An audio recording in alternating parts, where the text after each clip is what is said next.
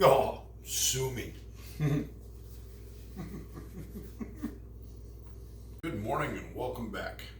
Times like these, my wife goes on a training trip for work. I get a little bored out of my mind and my ADHD goes into all-time high mode. So, with that being said, something dawned on me. So, some of you viewers out there might actually be night shift employees. That's what I tend to call them, night owls, because I'm actually a night shift employee myself. It dawned on me, sometimes we don't really eat that great. Leftovers and microwave pizza and other things. So I kind of threw together just three really, really super simple, probably 5 to 10 minute meals that you can slap together real quick and eat something wholesome. So why don't you come along with me for this journey? All right, let's do it. So the protein of choice today just so happens to be ribeye. I actually had a rather large one sitting aside. Got it at $6.99 a pound. Couldn't resist it. It was a big old 3 pound ribeye. And this is the one that I really wanted to hit head on first because a lot of leftovers are still good. No big deal. Stews, pot roasts, things of that nature. I've noticed with steaks they don't really tend to reheat wonderfully. So I figure if the sides are leftovers and have to be either microwaved or cooked in a pan, probably not a very big deal. But this time around, we're just going to make the steak right out of the cast iron. So let's get that done, huh? All right, guys, welcome back. Right through the gate, you're going to be cooking most of this in a pan. I'm going to try to minimally edit this, per usual. Give you guys a little bit more variance as to the real time to this. And I figure each one of these clips, like I said, they're all going to be combined. I'm not going to release them one at a time. Yeah, my stove's not leveling. I'll probably do something about that one of these days. Each one of these clips is going to be about as real time as I can get. I'll probably stop and pause to clean off a pan or something of that nature. I think the first one that we're going to do is the actual beef and broccoli. That's been on my mind for a little while. This is not traditionalist, guys. Don't hold me to it if I'm not doing something perfect. Like I said, these are just micro ideas to kind of inspire you to try something a little bit different. Maybe be a little adventurous with your meats. But what we're going to do is slowly process our way through this. Pan sear it, good high heat, medium high. And try to make this more or less a one-pan meal. I think our next one after this will probably do a beef fried rice, followed by a little steak and eggs action. I love, like I said, I love my leftovers, but when it comes to beef, I don't know, it just hits better when it's fresh cooked.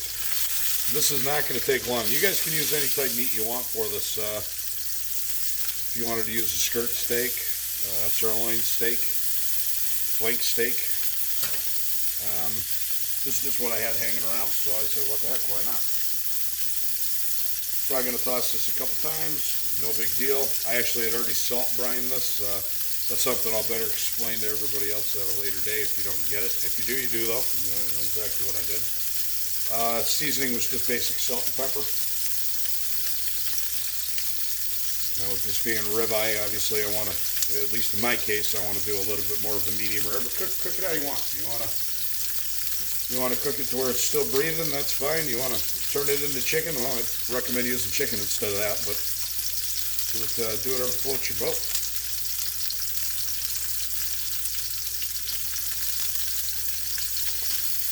Oh yeah. So we got a nice little crust. These will probably only take a couple more minutes. I'm going to do these extremely long. I'm going to try to rest them in between the best I can. And like I said, these are not a traditionalist meal by any means. It's just good use of leftovers as far as sides are concerned to make something nice and hearty when you get out of work in the middle of the night. I mean, you've already worked overnight, You've already put in the work. Like come home and just slap something in the microwave that came out of a box. I mean, if that's what you're into, do it, So I'm not here to judge.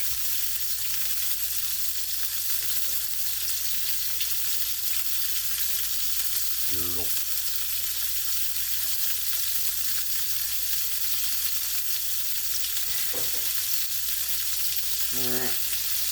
Probably do about one more flip. Like I said, I like a nice medium rare. And what I'll probably do is off camera cook my other pieces of meat just to save a little bit of time.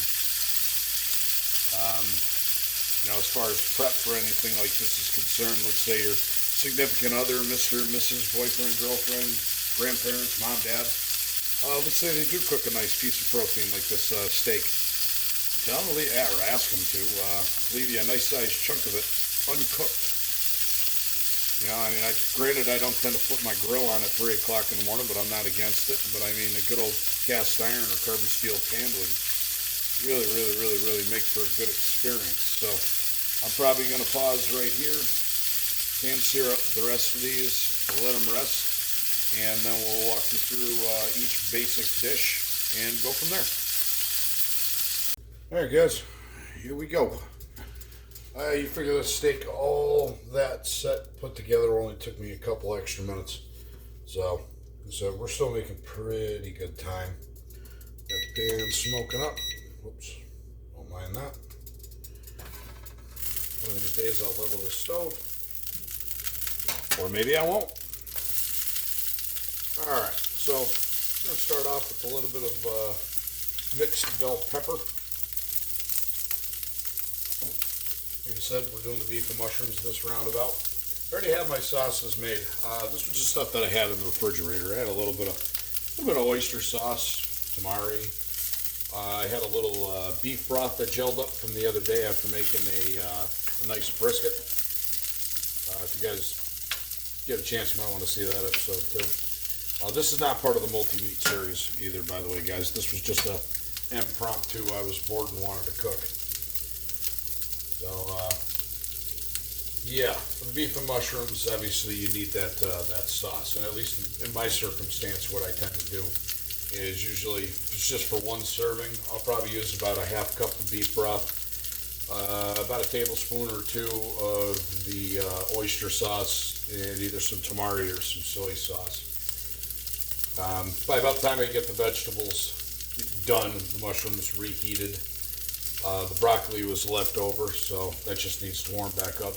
That'll be about when I get that sauce in, and if I really need to, I can thicken it. A little bit of cornstarch, doesn't really take much. I would recommend mixing that in with your soy sauce and tamari or the beef broth before you even put it in the pan, so it'll thicken up right then and there.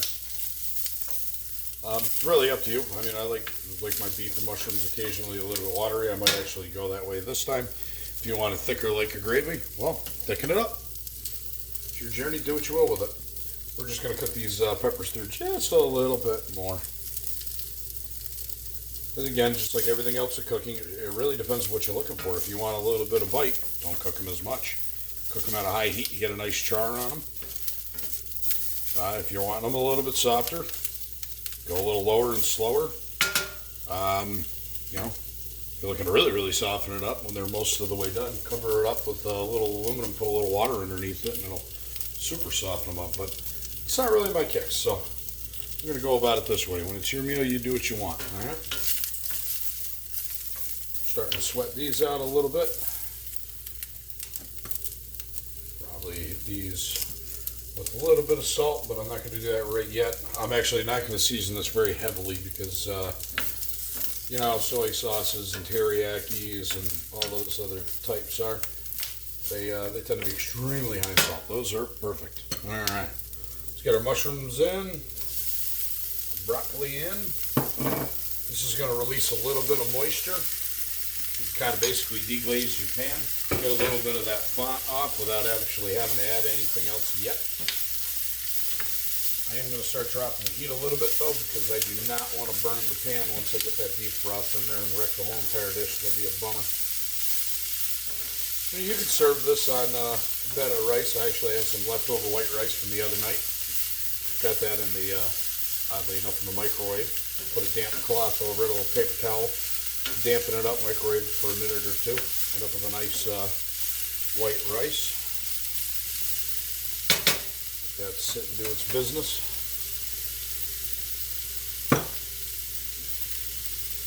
Probably start off with the beef broth next. I don't really want to add the tamari and the oyster sauce, right through the rip, because that will burn off in the pan. We don't want that. No burning.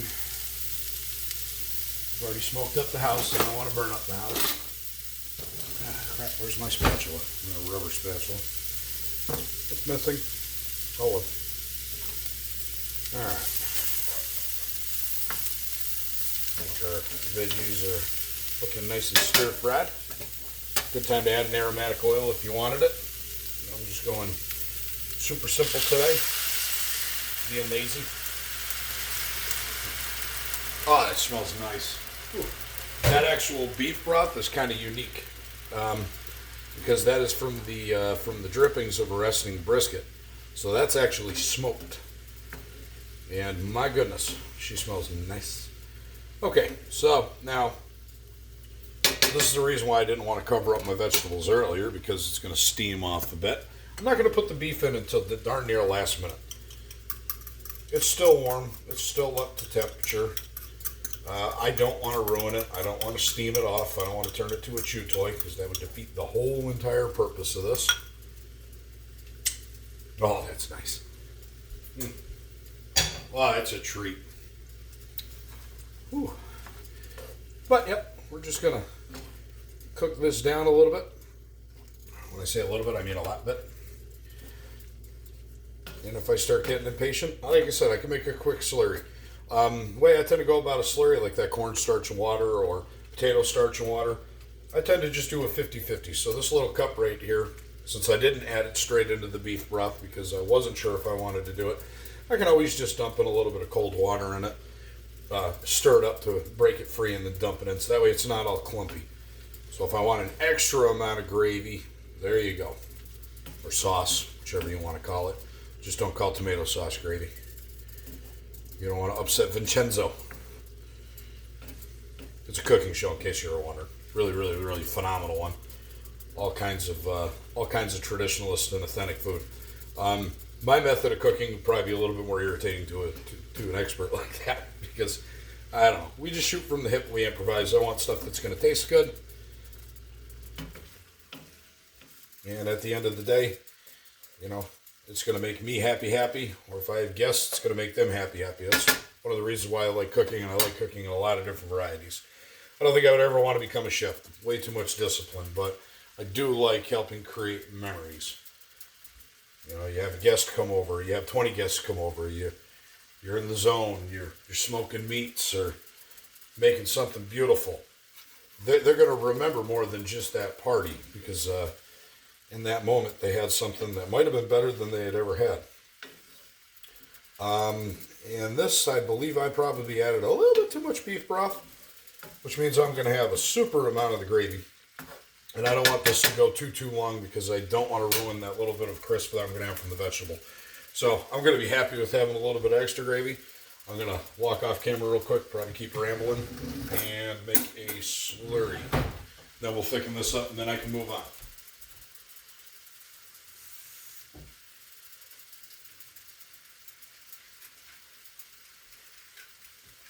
All right. Just like that, we have a slurry. Like I said, you don't need that much. Or maybe you do. It's up to you. This is just my way of making it. And it's also a pretty quick transition, too, when you're getting to thickening it. All right. Well, that's about where I need it. I'll be pausing here in just a minute. Clean up my surface real quick. Get my next pan ready, and we'll get back to it here in just a second, all right? All right, we'll be right back. All right, guys, we're at round 2, right back at it. I didn't show it on camera, but I did put the beef on last minute. It was still nice and warm. I didn't want to overheat it. I didn't want to turn it to poop. So we added it last minute. I just didn't get it on camera, but trust me, it's on there. You'll see it here in a minute. So what we're doing now, we're on to fried rice. I'm going to call it beef fried rice. It is definitely not traditionalist. Yet again, no spring onions, no chopped onions. I'm out of both. just use what you got. It doesn't have to have absolutely everything under the sun in it, right? The rice is a little leftover rice from the other night, so that should be happy.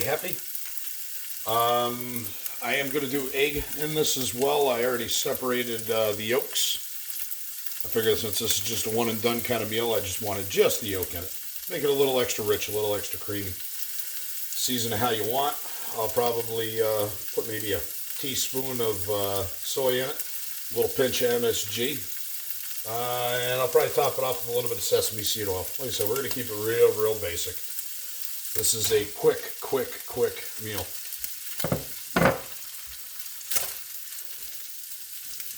This is why I cook those steaks to a little less than medium rare too, because I want to make sure they're not cooked all the way through.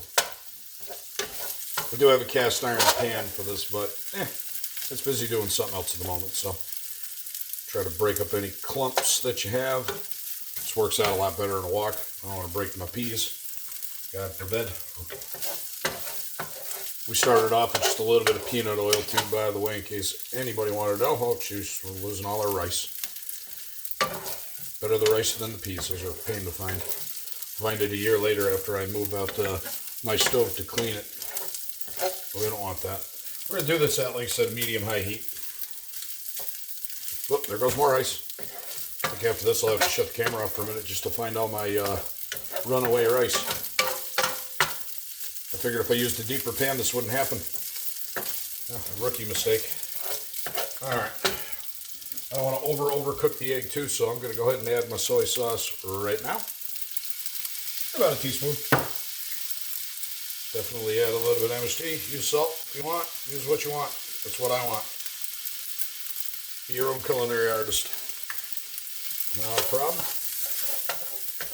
Ooh, yeah. Now. There goes some more rice. They're all just trying to get out. They don't want to be eaten. All right. We're going to add that egg yolk. Yolk's on me. Try to get it out of there as quick as I can. We'll get this plated, and then we'll be right on to the next one. We're literally only about 25 minutes deep into this, so. Whew, that's hot. Watch out for that part. Guess that's why they make handles. Turn it down a little bit. But now we're losing the peas. I'll get you put over there.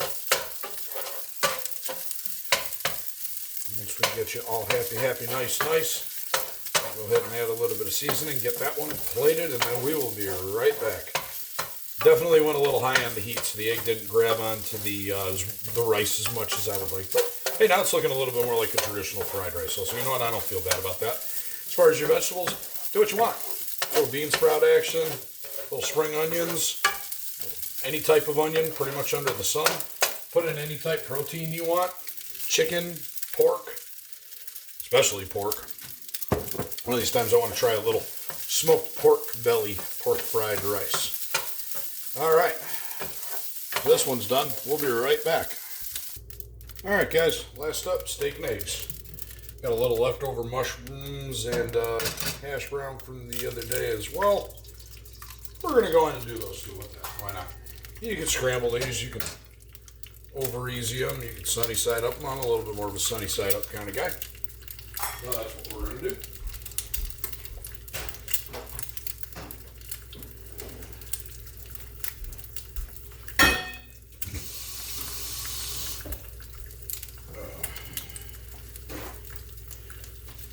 Season how you see fit.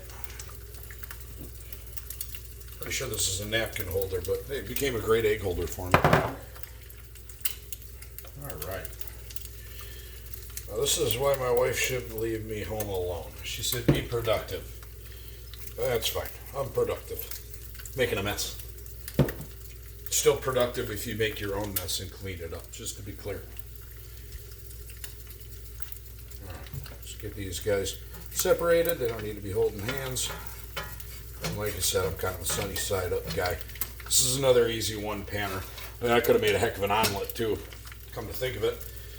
But that ship's gone and sailed. Just a nice little sunny side up. And you know what? lot of people don't like to put a sauce on a steak. I'm okay with béarnaise every now and again, and occasionally a steak sauce, because again, I'm not a traditionalist. But there is something about taking a piece of steak and dipping it into that egg yolk. I mean, it's just, at that point, it's just creamy, flavorful, and it just really, really adds to the whole experience. Now, bear in mind, you don't have to just use these proteins to make this happen. I could have done the exact, oh yeah, that's done. I could have done the exact same thing with pork. Could have done it with chicken. Could have done it with pretty much anything I wanted. But, like I said, I already have that piece of steak. Let's get that out of the pan. This one's definitely not going to be as photogenic. That's fine. You want it photogenic? Enter a photo contest and do it yourself. Now, these were already cooked, these mushrooms, so all we're really doing is just basically heating them up. I already got my toast on standby.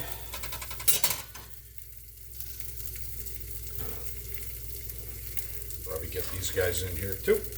What the heck, why not? Because again, we're just heating everything back up.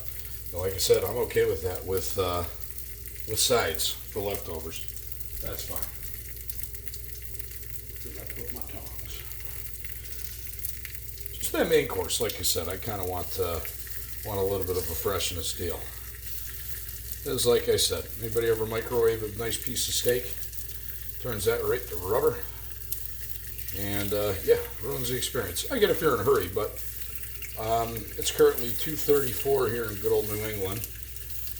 And I started this just about a half hour ago. Now, mind you, the beef's actually sitting in the oven on warm, so it's not continuing to cook. It's just keeping it stable. Whoops! There we go. We're throwing all sorts of food. Food fight. Yeah, it's sitting at its own low heat, so it stayed warm, but didn't continue to cook. Because like I said, nobody wants cooked burnt rubber, or maybe you do. Like I said, if you do, it's up to you. But mind you, that was 3 separate meals, and that's with cleanup in between. I've cleaned the stovetop off 3 times already. Several of my utensils 3 times already, so said half hour to make 3 really, really decent meals that'll fill you up, stick to your bones after a long day of night work. That's not too bad. I've seen other shows where they've already done all their prep work and they're making their meals and it still takes them a good half hour. So, you know, like I said, if you're trying, if time's of the essence, I mean, I know when I get home, get out of work at, specific time of night, and if I take too long, well, next thing you know, it's time to wake the kids up, and that's when I'm off to the microwave monster, and we're all trying to avoid that microwave monster. It's not going to do you any good. All right, well, I'm going to slice up that last little bit of steak, plate up, and then we'll give you guys a view of it. Okay, be right back.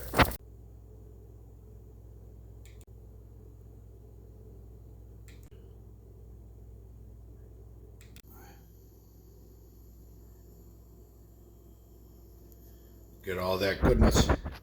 Look at all that. 3 gorgeous meals. Super quick and easy. What do you think? All right, guys. So I think that's going to conclude this one. I'm not going to test every single one of these.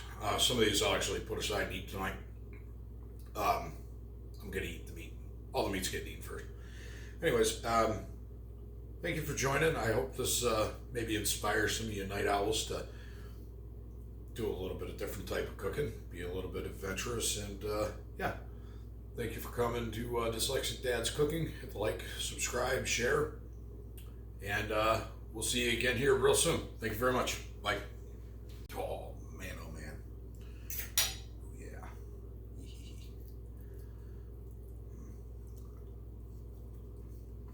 Oh, sue me.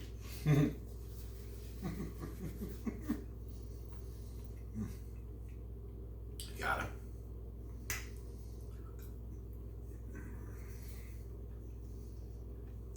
Worthy.